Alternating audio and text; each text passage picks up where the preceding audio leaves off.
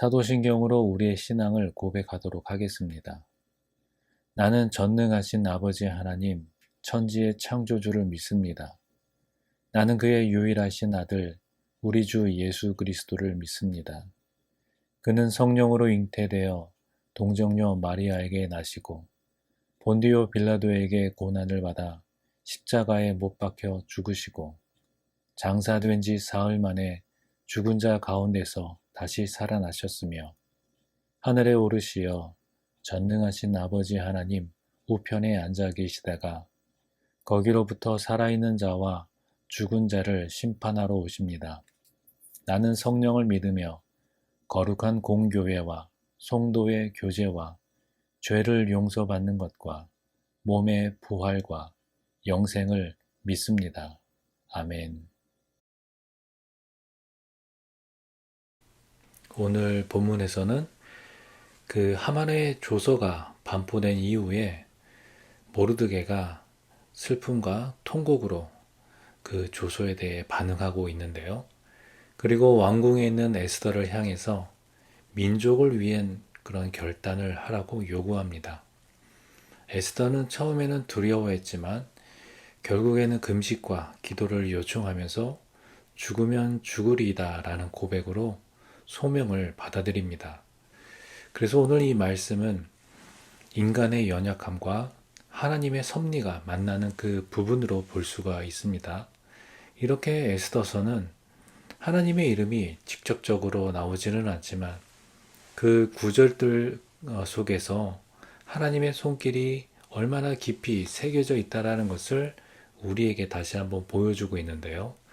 그러면 이 본문 말씀을 통해서 하나님은 우리에게 어떤 분이신지, 그리고 오늘을 살아가고 있는 우리에게 또한 어떠한 교훈을 주시는지 함께 살펴보도록 하겠습니다. 먼저 1절에서 3절의 말씀을 함께 보도록 하겠습니다. 모르드게가 이 모든 일을 알고 자기의 옷을 찢고 굵은 베옷을 입고 죄를 뒤집어 쓰고 성중에 나가서 대성통곡하며 대궐 문 앞까지 이르렀으니 굵은 베옷을 입은 자는 대궐 문에 들어가지 못함이라. 왕의 명령과 조서가 각 지방에 이름에 유다인이 크게 애통하여 금식하며 울며 부르짖고 굵은 베옷을 입고 재에 누운 자가 무수하더라. 여기서 우리는 이스라엘 민족의 전통적인 그 애도의식, 그러니까 옷을 찢고 굵은 베옷을 입고 재를 뒤집어 쓰고 공공장소에서 그렇게 통곡을 하는 이러한 의식이 어떻게 그 국가적인 재앙 앞에서 민족의 기도로 승화되고 있는지를 우리에게 보여주고 있습니다. 옷을 찢고 죄를 덮는 그런 행위는 단순한 슬픔이 아니라 영적 비상 상태를 선포하는 하나의 상징이 되는데요. 여기서 모르드게는 예언자적인 행동을 이제 하게 되므로 백성을 대표해서 통곡을 하는 일종의 중보자의 역할을 감당하고 있습니다. 특히 2절에서 볼 수 있는 굵은 베옷을 입은 자는 대궐 문에 들어가지 못한다 라는 이 표현은 어떻게 보면 정치적인 권력과 이 현실의 고난 사이에 존재하고 있는 하나의 어떤 그 간극을 우리에게 보여주고 있는데요. 이 말씀에 대한 해설 첫 번째 단락을 보도록 하겠습니다. 하나님은 탄식과 울음을 외면하지 않으십니다. 유다인 진멸 계획 앞에서 모르드게와 유다인들은 무력합니다. 옷을 찢고 베옷을 입고 죄를 뒤집어 쓰고 통곡하는 것밖에 할 수 없습니다. 기도조차 할 수 없어 내뱉는 한숨 소리까지 기도의 언어로 받으시는 하나님은 반드시 백성의 울음에 답하실 것입니다. 이렇게 기도도 나오지 않는 그런 한숨 속에서 하나님은 그것조차 기도의 언어로 들으시고 반드시 응답하실 것입니다. 그러므로 겉으로 드러나는 행동이 아니라 마음에서 터져나오는 그 탄식에 응답하시는 하나님을 신뢰하는 우리 모두가 되기를 바랍니다. 그래서 우리의 어떤 감정이 기도를 대신할 수는 없지만 그러한 감정이 기도의 시작이자 하나님께 나아갈 수 있는 도구는 될 수 있기 때문에 힘들 땐 어떤 형식보다는 우리의 마음을 담은 그러한 탄식으로도 하나님 앞에 나아갈 수 있는 우리 모습이, 그러한 모습, 그런 태도가 우리에게 있기를 소망합니다. 그러면 계속해서 4절로 6절의 말씀을 함께 보도록 하겠습니다. 에스더의 시녀와 내시가 나와 전하니 왕후가 매우 근심하여 입을 의복을 모르드게에게 보내어 그 굵은 베옷을 벗기고자 하나 모르드게가 받지 아니하는지라. 에스더가 왕의 어명으로 자기에게 가까이 있는 내시 하닥을 불러 명령하여 모르드게에게 가서 이것이 무슨 일이며 무엇 때문인가 알아보라 하매 하닥이 대궐 문 앞 성중 광장에 있는 모르드게에게 이르니. 자, 이 부분은 왕궁과 백성 사이에 있는 어떤 단절된 그러한 이야기를 우리에게 보여주고 있습니다. 에스더는 왕궁 안에 있지만 외부에서 벌어지는 그런 민족적인 위기를 전혀 모르고 있습니다. 이것은 오늘날의 영적인 무감각이나 신앙적인 고립을 상징하기도 합니다. 하지만 하나님은 모르드게가 왕궁으로 들어갈 수 없도록 하셨고 에스더가 먼저 의복을 보내게 하셨습니다. 작은 오해와 어떤 거절이 결국은 하나님의 소명을 받아들일 수 있는 통로가 될 수도 있습니다. 이것은 하나님의 어떤 섬세한 섭리이고 또 하닥이라는 평범한 내시조차 하나님의 도구로 사용되고 있음을 여실히 우리에게 보여주고 있는데요. 그러면 이 말씀에 대한 해설 두 번째 단락을 보도록 하겠습니다. 왕궁 밖에 온 유다 백성이 애국하는 동안에 유다 민족 중 단 한 사람, 왕궁 안에 에스더만 무슨 일이 일어났는지 모르고 있습니다. 그 와중에 모르드게가 베옷 때문에 왕궁에 들어갈 수 없게 됩니다. 이 소식을 들은 에스더가 왕궁 출입을 위한 의복을 보내지만 모르드게는 이를 거절합니다. 그제야 비로소 에스더는 성 밖에 심상치 않은 기류를 감지하게 됩니다. 의도치 않은 작은 일에서 촉발된 사소한 알아차림이지만 여기서부터 하나님이 준비하신 구원자 에스더의 역할이 시작됩니다. 하나님의 계획은 우리의 바람과 우리의 생각과는 달리 작은 오해와 어떤 깨달음까지 연결되는 그 미세한 지점까지도 하나님은 그것을 구원의 길로 이끌어 가십니다. 그래서 오늘을 살아가는 우리도 에스더처럼 영적 현실을 잘 감지하지 못할 때가 많이 있습니다. 하지만 하나님은 종종 아주 작고 참 의외의 사건을 통해서 우리를 일깨워 주고 계십니다. 그러므로 우리 삶에 있어서 작은 징후라도 무시하기보다는 그런 작은 불편함, 어떤 거절, 어떤 오해 속에서 오히려 숨어있는 하나님의 부르심을 발견할 수 있는 그런 영적인 감각이 우리에게 있게 되기를 소망합니다. 그러면 계속해서 7절로 9절의 말씀을 봅니다. 모르드게가 자기가 당한 모든 일과 하만이 유다인을 멸하려고 왕의 금고에 바치기로 한 은의 정확한 액수를 하닥에게 말하고 또 유다인을 진멸하라고 수산궁에서 내린 조서 초본을 하닥에게 주어 에스더에게 보여 알게 하고 또 그에게 부탁을 하여 왕에게 나아가서 그 앞에서 자기 민족을 위하여 간절히 구하라 하니 하닥이 돌아와 모르드게의 말을 에스더에게 알림해. 여기서 모르드게는 에스더에게 단순히 상황을 전달하는 것이 아니라 책임 있는 행동과 선택을 하라고 요구하고 있습니다. 모르드게는 자신이 입수한 정보를 체계적으로 정리하여 전달하고 또 문서까지도 준비하고 있습니다. 이는 감정적인 외침이 아니라 지혜롭고 전략적인 신앙적인 행동이죠. 또한 8절의 말미에 보면 간절히 구하라 라는 말은 단순히 요청이 아니라 무릎을 꿇으면서 하는 그런 정말 간청 그 자체를 말합니다. 그러니까 모르드게는 에스더가 이제 중재자로서의 역할을 감당해 달라고 지금 그렇게 간절히 요청하고 있는 것인데요. 결국 이 장면은 리더십의 전환점을 우리에게 보여주고 있습니다. 이제 에스더가 그동안 감추었던 자신만의 정체성을 드러내야 할 시점이 되었다라는 것을 이제 모르드게가 지혜롭게 그러나 분명하게 지금 선포하고 있는데요. 이 말씀에 대한 해설 세 번째 단락을 먼저 보도록 하겠습니다. 모르드게는 에스더를 딸처럼 사랑했기에 안위를 위해 유다 민족임을 숨길 것을 당부해 왔지만 그가 민족적 위기를 외면하도록 두는 것은 사랑일 수 없습니다. 사랑하기 때문에 모르드게는 에스더가 왕에게 나아가 유다인임을 밝히고 동족의 어려움을 호소할 것을 촉구합니다. 이방 나라에서의 특권을 버리고 바로 앞에 섰던 모세처럼 사명자로 나서줄 것을 요구합니다. 무조건적 보호는 사랑이 아닙니다. 주님의 뜻에 헌신하도록 돕는 것이 더 큰 사랑입니다. 여기서 볼 수 있는 사랑의 또 다른 모습은 보호만이 능사가 아니라 자신의 사명을 다할 수 있도록 도전하게 하는 것 또한 포함된다라는 것을 알 수가 있습니다.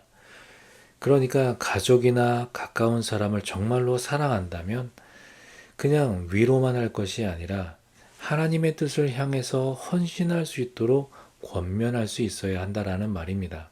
그래서 우리도 누군가에게 영적인 결단을 요구해야 할 책임이 있는가 반면에 우리 또한 누군가에게서 그런 권면을 들을 준비가 되어 있어야 한다라는 말이죠.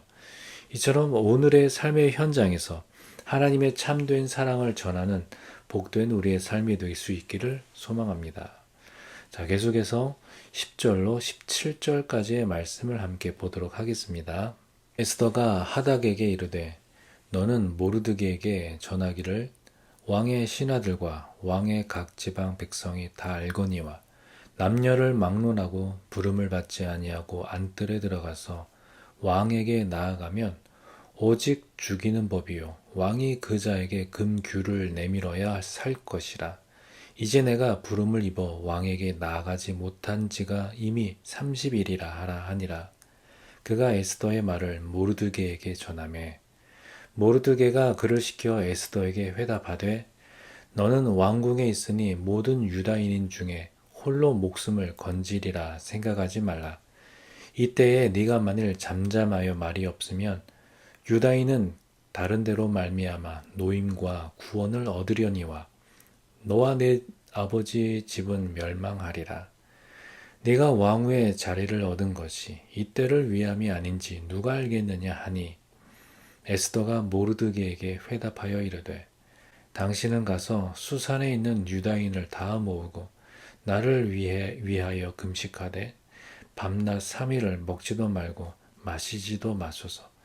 나도 나의 시녀와 더불어 이렇게 금식한 후에 규례를 어기고 왕에게 나아가리니 죽으면 죽으리이다 하니라. 모르드게가 가서 에스더가 명령한 대로 다 행하니라. 왕의 부름 없이 왕에게 나아가려면 죽으면 죽으리라는 결심으로 목숨을 걸어야 했습니다. 에스더서에서는 하나님의 이름이 등장하지 않지만 모르드게는 보이지 않는 배후에 흐르는 주님의 섭리와 계획을 확신합니다. 유다 백성은 어떤 방식으로든 반드시 구원받을 것입니다. 그 방식 중 하나가 이때를 위해 왕후의 자리를 얻은 에스더를 통해서라면 그 계획에 동참하는 것이 에스더가 살 길이고 민족 전체가 구원받을 길입니다. 우리도 소명을 다해야 생명을 얻을 것입니다. 내게 맡기신 자리에서 희생적인 결단이 필요한 일은 무엇입니까? 오늘의 말씀처럼 이때를 위한 부르심에 응답하는 것이 어쩌면 우리의 생명의 길이라 할 수 있는 거죠. 우리도 이때에 대한 부르심을 받고 있습니다. 지금 이 시대, 이 자리, 이 현실과 이 환경은 결코 우연이 아니라는 거죠. 소명은 거창한 것이 아니라 지금 내가 있는 그 자리에서 죽음을 각오한 믿음의 결단을 선택하는 것이 바로 나의 부르심이다. 우리의 부르심이고 우리 교회의 부르심이다 라는 말씀입니다. 그러므로 두려움이 아니라 죽으면 죽으리이다 라고 고백하면서 믿음으로 하나님의 역사에 순종할 수 있는 복된 우리의 모습이 되기를 소망합니다. 함께 기도하겠습니다. 하나님 아버지 감사합니다. 오늘도 이 아침 주님 앞에 나와서 말씀으로 이 하루를 시작합니다. 주신 말씀 기억하면서 우리를 이 시대에 불러주시고 또 우리가 이 시대의 각각의 삶의 현장 가운데에서 하나님의 증인으로 살아가게 하였사오니 우리가 있는 그곳에서 맡은 바 사명을 온전히 감당하며 주님의 증인으로서의 삶을 부끄러워하지 아니하고 오히려 주님의 복음을 드러내고 주님의 말씀으로 그들에게 하나님의 사랑을 나타낼 수 있는, 그리고 우리가 그렇게 믿음으로 또 복음의 증인된 삶을 온전히 살아갈 수 있는 복된 우리의 삶으로 인도하여 주옵소서. 예수님의 이름으로 기도하옵나이다. 아멘. 주님 가르쳐 주신 기도로 기도회를 마치겠습니다. 하늘에 계신 우리 아버지, 아버지의 이름을 거룩하게 하시며 아버지의 나라가 오게 하시며 아버지의 뜻이 하늘에서와 같이 땅에서도 이루어지게 하소서. 오늘 우리에게 일용할 양식을 주시고 우리가 우리에게 잘못한 사람을 용서하여 준 것 같이 우리 죄를 용서하여 주시고 우리를 시험에 빠지지 않게 하시고 악에서 구하소서. 나라와 권능과 영광이 영원히 아버지의 것입니다. 아멘.